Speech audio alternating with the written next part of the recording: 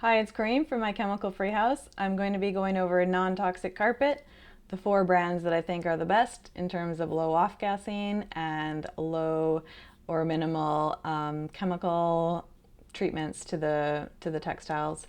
So not sponsored by any of these companies. I bought the samples in the same way as anyone else, and there's lots of more information in my post on flooring that I'll link to in on My Chemical Free House. A long flooring post goes into lots of detail. I'm going to start with the one I like the best. This is Mohawk Air.o. You can see what it looks like. It only comes in this style. It does come in different colors, but it does only come in this style. It doesn't come in, it doesn't come in like a loop. So they do claim, so this is a polyester PET, and this is often a lower off-gassing. They do say VOC free, and I do think it's almost odorless. I've also checked out the Homefresh brand, which is extremely similar. It's also the PET textile on top, and it's the same kind of felt backing on the back. It's all integrated. You don't have to add another backing or anything else. So they're extremely similar. They both were very close to odorless. VOC free, yes, probably very close to that. And it does improve with time. The one downside to both brands is they have a Scotch Guard treatment. I did see on the vendors that the Mohawk has Scotch Guard, and then the Homefresh also claims that they use Scotch Guard, which is the chemical treatment that I usually try and avoid. So it's the one thing keeping it from perfect, in my opinion. This one says it has some zeolite embedded. The Homefresh says it has some charcoal, so that could be why it's so low odor too. So yeah, really great carpet. It's put together by double-sided tape, so you always want to check out every component of the system of flooring that you're getting. But it doesn't have that. Typical carpet is actually melted together at the seams, so that's pretty great. No latex. Polyester is not very good at absorbing odor, and there's a plastic backing there at the back to prevent the felt from getting soaked. But yeah, my favorite one overall. Second category is wool. Now I have Nature's Carpet brand here, but there's lots of other brands of wool, and you can, there's more in the blog post that you might prefer. Wool, usually the first thing people say about wool is how expensive it is, but honestly it's the prices, there are many brands that have very decent prices for wool. So if you've automatically just said no, wool is, I've heard it's extreme in price, not necessarily. So this brand has a lot of different styles, looks, different designs of the loops. So it's really cool. So this is the dark green line. They say that one's undyed. To me, it definitely has the strongest woolly smell. So the woolly smell is the natural oils of the wool. That means that it hasn't been highly processed. It hasn't gone through a lot of dyeing and washing and treatment. But so that may or may not be good for you. You may not mind the natural wool smell. To me, it's quite strong. It's got the jute backing, and it's got a layer of natural latex in there. It's not very obvious to me, probably because the wool smell to me is so much stronger than the latex. Like if everything else had been odorless, I'd probably be able to pick that up. But if you are allergic to latex, or if you really have trouble with natural latex, that may be more obvious or more troublesome for you. And then my main downside with wool carpet really is the natural latex, which I have found doesn't hold up well to moisture and humidity. And I haven't necessarily seen that in carpet. I don't have any proof of that in carpet, but I've seen it when natural latex is used in other products. So I am hoping for a carpet that is natural wool without the natural latex. I'm waiting for that. And if you know a brand that's doing that, please do let me know. So their medium green line still has the jute backing. And I believe it still has a natural latex. It was not super clear on different websites that were selling it. And then different designs. It really a nice variety of designs. This one, super cool. I really love it. And then like different shades of this one too. They all look very natural, but there you won't find like pink. But but there are different shades, so you can see. I tried to pick a variety of shades and designs for each one in order to show them all. And then the light green of the Nature's Carpet is, okay, so sorry, the medium green and light green are treated with permethrin, which is the moth-proofing treatment pesticide that I'm not a fan of. I would definitely rather not have that. For me, it does bother me a bit, but you really have to decide for yourself whether that's an issue, a chemical you want to be concerned about. You know, there probably isn't a perfect carpet. I haven't found one yet. Yeah, I wouldn't say there's a perfect carpet. Maybe one of these is ideal for you. Maybe you like the dark green because you don't mind the woolly smell, you don't mind the natural latex. Maybe that one's perfect for you. It certainly is the one with the least amount of, human-made chemical additives. But so the medium and the light green have less of a woolly smell, but they do have the permethrin, and then the light green doesn't have the jute backing. So this is a synthetic backing. I do prefer that, and there shouldn't be natural latex in that one. All right.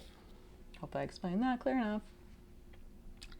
Third brand out of 4 is called Flor, Flor. And they make carpet tiles.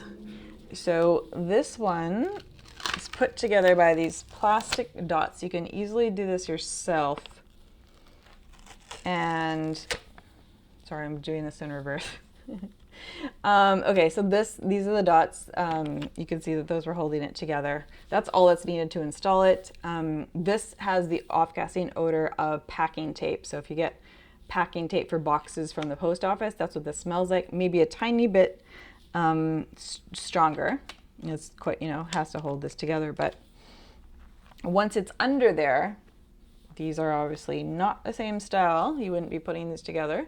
But if, I had these taped together. So once the tape is under the vinyl, it is blocked by the vinyl. So if you get them really nice and tight together, it's going to be extremely minimal, the amount that's going to come up through that seam, right? So you want to get a really good tight install there. Be really cautious with that. All right, so this is their nylon. So nylon is the most typical fiber for carpet that you'll find in conventional carpet. So this is their nylon. They have more nylon than any other fabric type.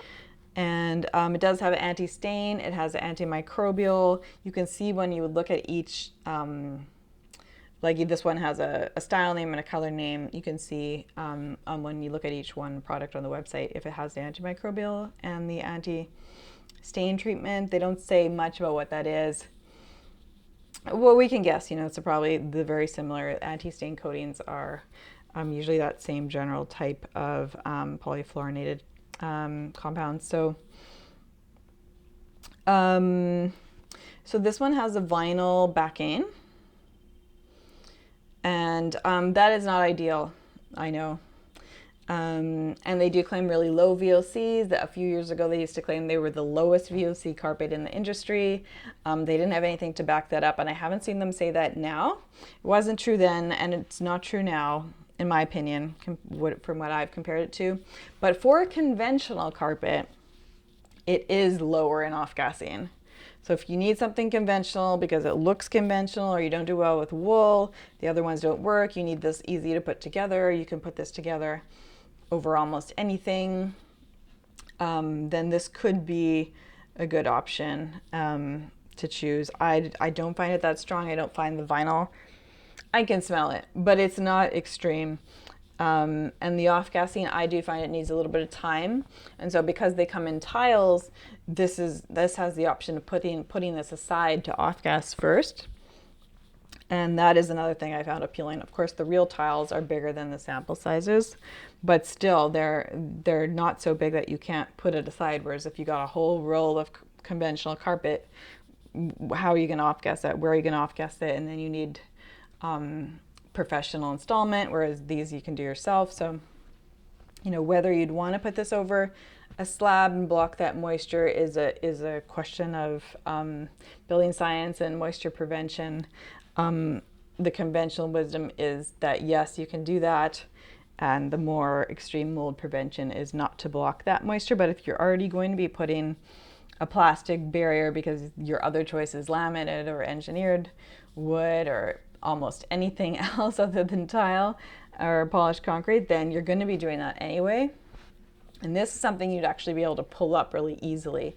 And one benefit is you can do it in a rug style, so it doesn't have to be wall to wall.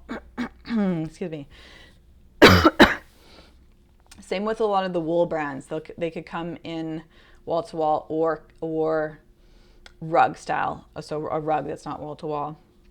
And that could be a benefit because that could provide a compromise in what you need.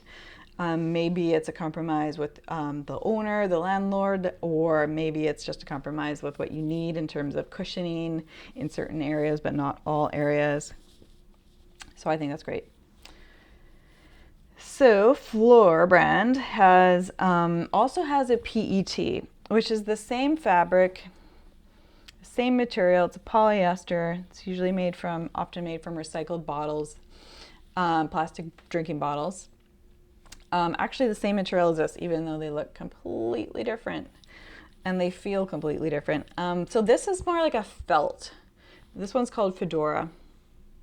And there's a few different colors, but there's not that many. I got the dark one and you can see like how easily like it shows. This is like a common thing with all dark carpets though, how easily it shows all the other hairs. You can even maybe see that I scratched. I don't know if you can. Maybe in different lighting, so you can see that I kind of took my fingernail to this for a while and it didn't seem super durable, but some people really liked it in the reviews. It is lower in off-gassing than their conventional nylon ones, definitely. So, and I have heard other sensitive people say that, and that's how I found out about this one actually.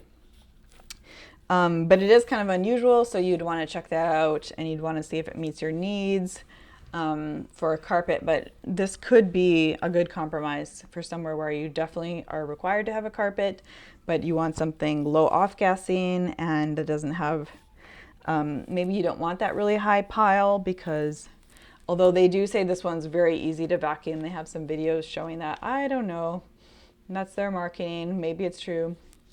They do show actual examples that this one actually really vacuums up well, but this is, by its nature being thicker, going to hold, going to be harder to clean.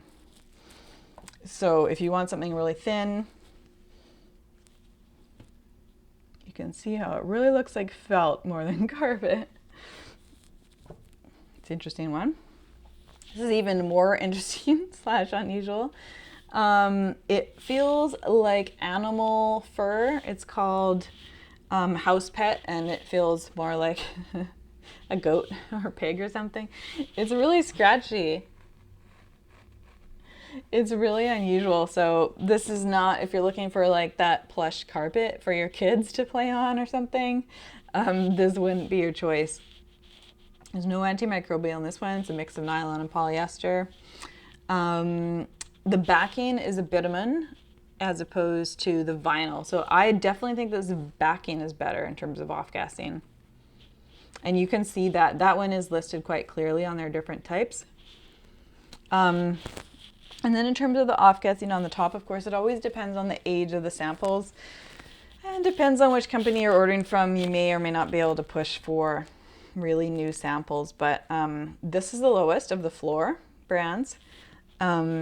And then these are somewhat similar. You may find the house pet better, maybe because it's the backing that's better. You may want to check out all types if you're really sensitive. And then put it aside put it aside, maybe even outside if you have good weather. That's where I've off-gassed it when I first ordered these a few years ago. And I was like, oh, okay, it actually off-gasses quite quickly compared to other brands that I had tried at the time. Compared to conventional carpet, I think it's faster. I don't have a piece of conventional here, but these are all lower than conventional, and I have ordered a piece of conventional recently to compare. The last brand is Forbo.